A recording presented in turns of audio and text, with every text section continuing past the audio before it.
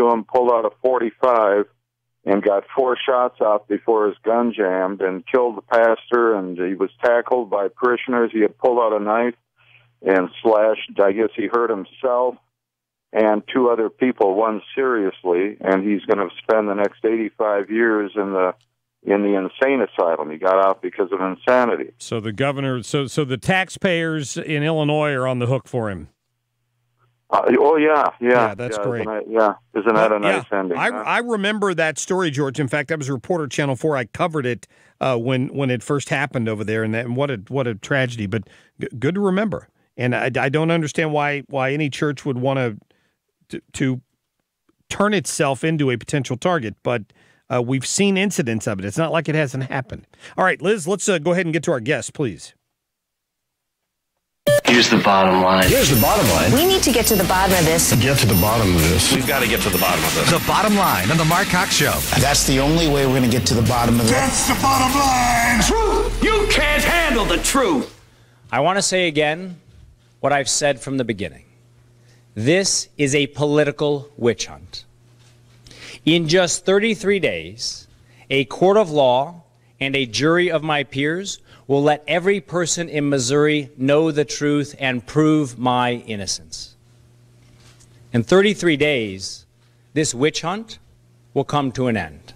All right, that was the governor yesterday, Keith Antone, my guest today on The Bottom Line. Keith, how are you? I am doing well. Whoops, hold on just a minute. We don't have your mic on. There we go. Try now. Okay, all right. I've done nothing to Liz ever. Ever have I done anything to my friend Liz. I am so sorry. I was trying to do 2 things at once, which we all know She's all over that the place. Liz can't do. So sorry about that. Thank you, Liz. Thank you so much. And I'm glad to be here with 2-time Emmy Award winner Mark Cox. Well, thank you very much. My homeboy from Ohio. I mean, what can you say? It's just a pleasure to be here on The Bottom Line. And as I was listening to the setup piece there and Donald Trump talking about cleaning the swamp in Washington, I think he can take it all the way over to right about the middle of the state and stop in Jefferson City. There's some swamp land there right around the Capitol. I think you might agree, sir. So what's your point here? I mean, I read this report. You did? And then we find out this morning that the prosecutor in St. Louis, who you've defended before on this case, Kim Gardner, who's bungled this from the beginning. And now it's like the Rose Law Firm billing record. Suddenly, out of nowhere, the deposition they took with the ex-mistress in this case, it just suddenly appeared. Poof. It's like magic. Yeah, Mark, but and I shared with you that, hey, listen, not only was that a bumfuzzlement. That's a good, you like that word. It was bumfuzzlement. Didn't know where you were going with that. Well, I didn't either. But I trust you. But trust me, my friend. Listen, I mean, this is terrible. This is, hey, listen, if you're going to do something, do it and play by the rules. Play by the rules that are there. And just like I said, the reason why we're here is because we had a judge and they said, okay, there was a grand jury indictment, and now they come up with this, 1-2 buckle my shoe. Listen, if you got the evidence, you're supposed to share it with the defense. This is crazy. But I think that you're so happy. This is the only reason why you're so happy, Mr. Man, is because you've read some stuff in this report. But I told you yesterday when I text you, Mark Cox, he's General Freak Daddy. He's got some things going on. I mean, he's roughing the woman up, and this is Me Too at its worst. I mean, it's bad enough that you not only have an affair in your home while your wife and kid is out, but you're around here roughhousing her, according to the report. According to the report, putting his hands open hand, slapping her. She's crying, ripping off her clothes, taking pictures. And I don't care if you say it was no picture. In her dream, she saw something here. See, even you were laughing about it, though, right?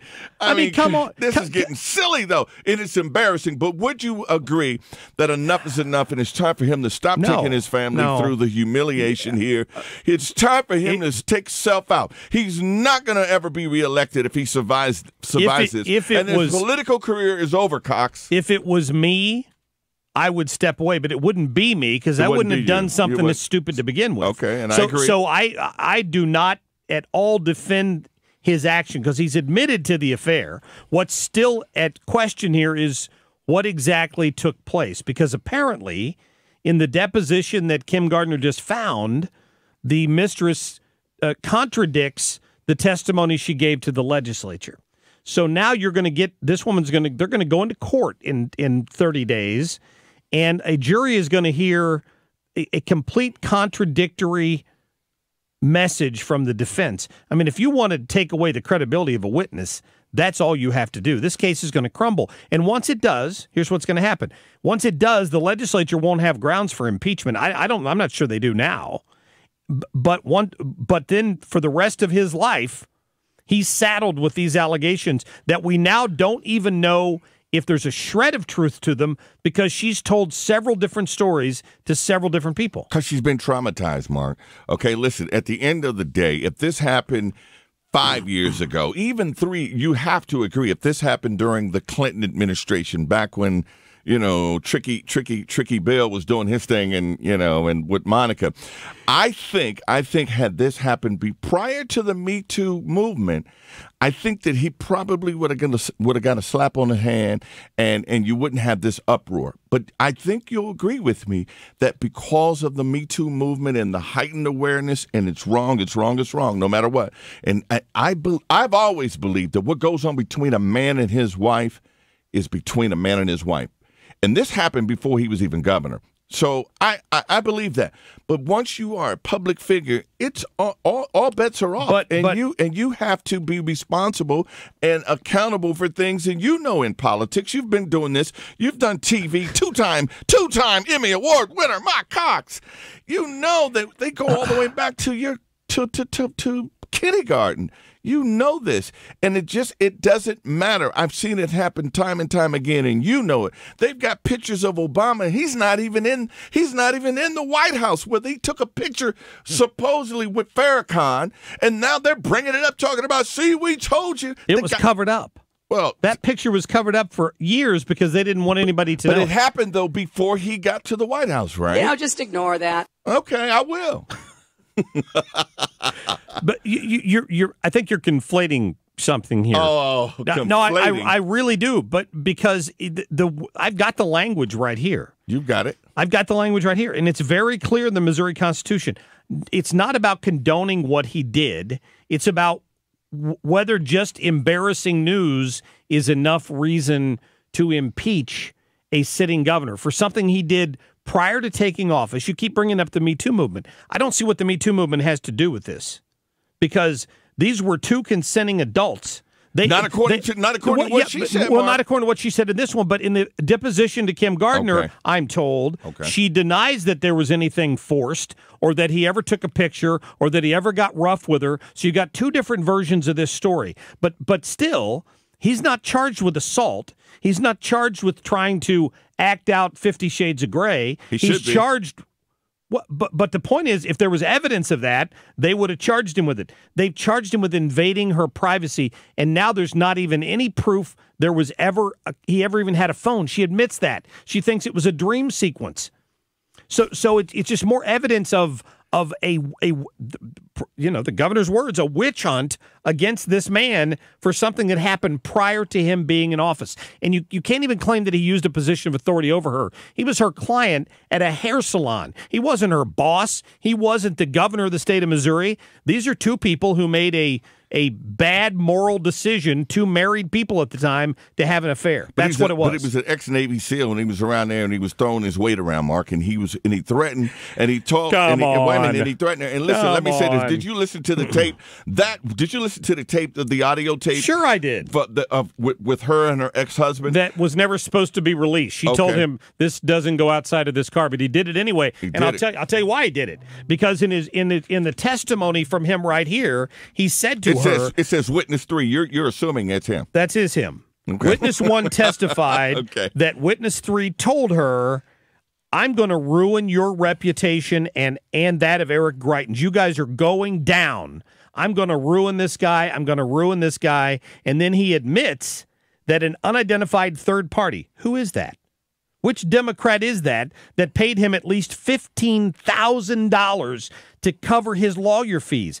This thing stinks. This is all about vengeance. Mr. Cox, you're saying a Democrat, but would you agree that this guy's got just as many Republican enemies that hate him as well? I would agree. Wouldn't you agree on that? And even if this happened, let me ask you this. Well, let's just hope that Mrs. Cox or Mrs. Antone didn't have an affair with a guy like this, and they're telling us, wouldn't you have a degree of anger? Wouldn't you be saying, I mean, I think I would have probably been dropping the F-bombs and saying that I'm gonna do something to him too. I think there would be. This happened. I think that would happen when he said that. I think that's because he was angry and hurt. And I think any man who finds out his wife had not only did she cheat and it was an affair, but the way she was treated and the way she allegedly, let's just say that, right?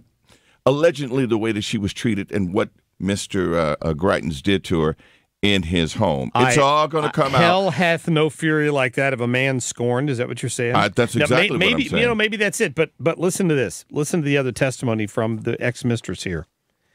I feel I really got taken advantage of also by my ex-husband hugely. I feel I got taken advantage. So she was, if you want to accept the argument that she was somehow a victim here, she was also victimized again and again and again every time this story airs by her ex-husband who drug all this up because of his intent on vengeance. The thing about it is he had this story prior to the election. He shopped it and nobody had any interest in it. But somebody paid him $15,000 to keep up that effort until he finally got somebody to bite.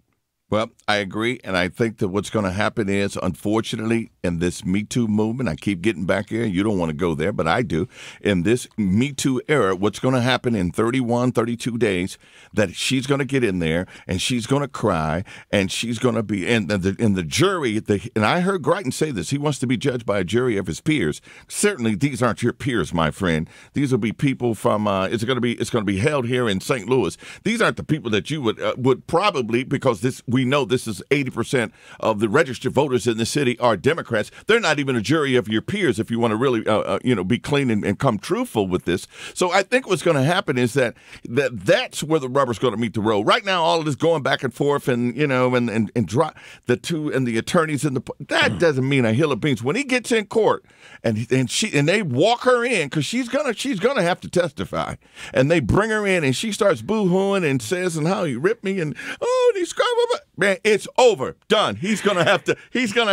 And when Scott Rosenblum cross-examines her and ties her in knots, you're going to see what happens. The jury's going to realize why that guy makes so much money. Can I just tell you that? Yeah, well, it's true. He does. He's good. Hey, he's good. Keith Antone, thank yes, you, sir. my friend. 95.1, right? Praise 95.1. Community Connections every Saturday, 8 to 10. It's awesome. Thanks for having me as a guest recently. Thank you for coming, That was a lot of fun. That was a lot of fun. We got to do it again. Always fun. All right. Thank you very much. 314-241-9797. When we come back, I'm going to get to your phone calls. Joe, hang on the line. Got a few lines open. We're going to give away a T-shirt, and we're going to talk to Rodney Boyd, who's got the insight on all of this, who's been down in Jeff City as this has all been going on with Governor Greitens. We'll be right back. 2, 3.